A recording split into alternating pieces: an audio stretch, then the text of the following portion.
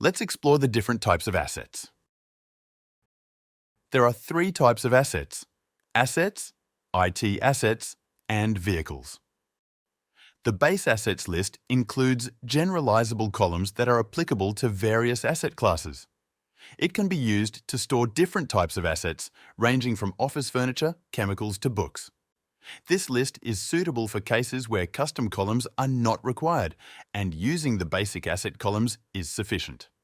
The base assets list also serves as a comprehensive record of all assets. If an asset is created in the IT assets table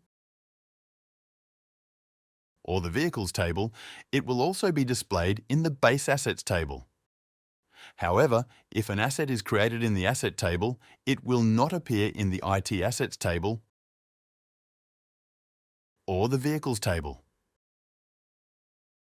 This IT assets list encompasses all the columns from the base assets table, along with additional IT-specific columns such as serial number or IMEI.